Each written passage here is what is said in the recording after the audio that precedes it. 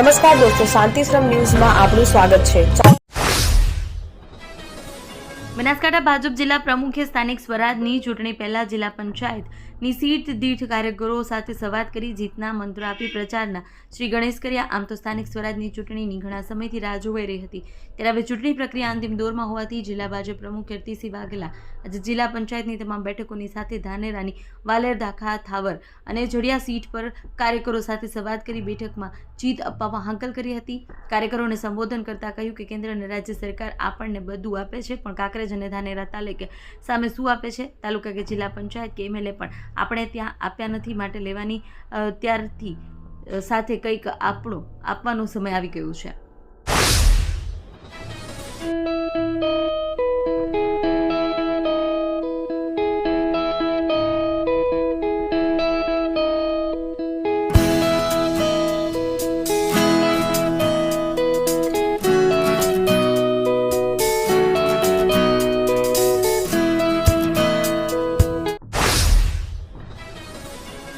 ચંડીસર સ્થિત HPCL plant ખાતે જિલ્લા વહીવટીતંત્રની આપત્તિ વ્યવસ્થાપન સજ્જતા ચકાસવા માટે એક વિશેષ મોક ડ્રીલનું આયોજન કરવામાં આવ્યું। ગ્રામ્ય મામલતદાર શૈલેષ પ્રજાપતિની ઉપસ્થિતિમાં યોજાયેલી આ કવાયતનો મુખ્ય ઉદ્દેશ્ય કોઈપણ આકસ્મિક દુર્ઘટના સમયે તંત્ર કેટલું સજ્જ છે તેનું મૂલ્યાંકન કરવાનો અને પ્રતિભાવ સમયમાં જરૂરી સુધારા વધારો સૂચવવાનો હતો।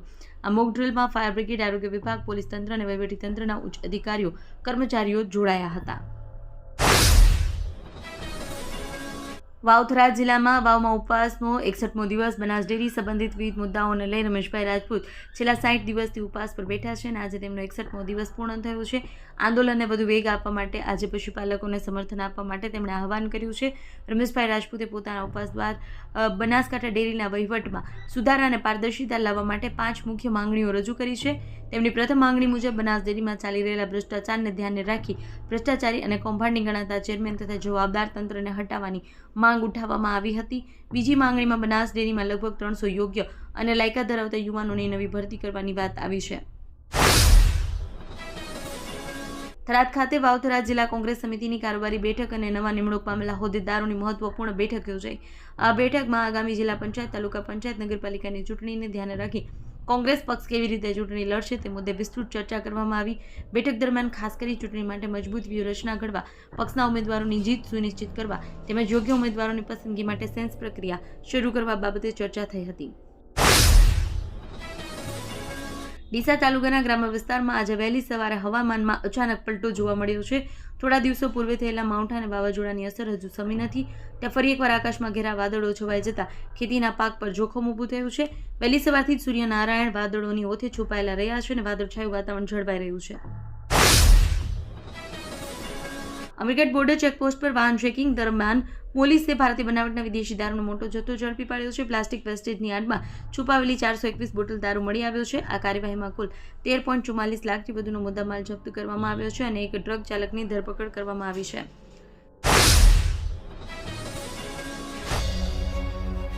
ઉત્તર ગુજરાતનો એકમાત્ર multi city mall happy mall જે આવેલ છે જિલ્લાના વેપારી મથકો દિયોદર, ભાભર, રાધનપુર, વરાહી અને થરાદમાં, જ્યાં મળશે આપને વ્યાજબી દરે જીવન જરૂરિયાતની તમામ વસ્તુઓ તેમજ કપડાં, ગિફ્ટ આર્ટિકલ, પ્લાસ્ટિકની તમામ સામગ્રી, ક્રોકરી અને બીજું ઘણું બધું વધારે।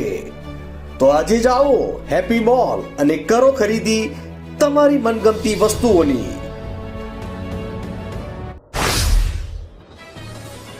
બનાસકાંઠા પેન્શનર્સ એસોસિએશન દ્વારા જિલ્લા કલેક્ટરને પત્ર પાઠવી વેલિડેશન 2025ના નાણાં બિલ પરત ખેંચવા બાબતે રજૂઆત કરવામાં આવી છે।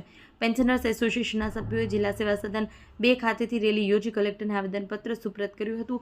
કલેક્ટરને કરાયેલી લેખિત રજૂઆત મુજબ કેન્દ્ર સરકારને તેના પેન્શનરોને વર્ગીકૃત કરવાનો અને તેમની વચ્ચે ભેદભાવ જાળવવાનો અધિકાર છે, તે સિદ્ધાંતને માન્ય કરતા કાયદો 25 માર્ચ 2025થી અમલમાં આવ્યો છે।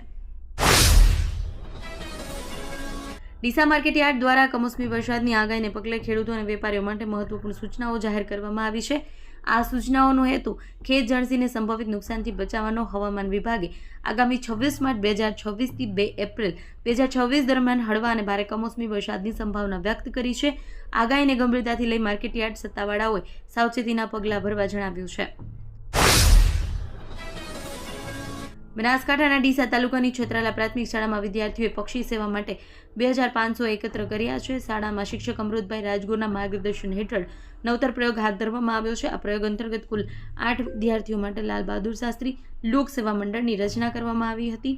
બાળકોએ પોતાની દૈનિક હાથ ખર્ચીમાંથી નાની રકમ બચાવી આ ભંડોળ એકઠું કર્યું છે. આજના ચૌધરી સમાજે થરાદ ખાતે કલેક્ટર કચેરીમાં એક આવેદનપત્ર સુપ્રત કર્યું છે. સમાજના આગેવાનો અને સભ્યોએ ઉણ ગામમાં બનેલી ઘટના અને ત્યારબાદ થયેલી પોલીસ કાર્યવાહી અંગે નિષ્પક્ષ તપાસની માંગ કરી છે. આવેદનપત્ર ગુજરાતના સમસ્ત આજના ચૌધરી સમાજ દ્વારા ભાભર તાલુકાના રૂણી ગામે યોજાયેલી મહા સંમેલન બાદ બનેલી ઘટનામાં સંદર્ભમાં આપવામાં આવ્યું છે. સમાજમાં આગેવાનોનો આક્ષેપ છે કે સમાજની એક દીકરીને સમજાવીને માનભેર પરત લાવવા માટે શાંતિપૂર્ણ ચર્ચા કરવા ઓગળ તાલુકાના ઉણ મુકામે ગયેલા સમાજના નાગરિકો પર પોલીસે અચાનક લાઠીચાર્જ કર્યો અને ટીયર ગેસના સેલ છોડ્યા. બનાસકાંઠા જિલ્લાના પાંથાવાડ અને દાંતીવાડા પોલીસ સ્ટેશન વિસ્તારમાં વિવિધ ગુનાઓમાં ઝડપાયેલા આશરે ₹1.75 કરોડના દારૂના જથ્થાનો નાશ કરવામાં આવ્યો છે. કુલ 39,183 બોટલ દારૂ જથ્થો જાત ગામની સીમમાંથી બુલડોઝર ફેરવી નષ્ટ કરાયો હતો.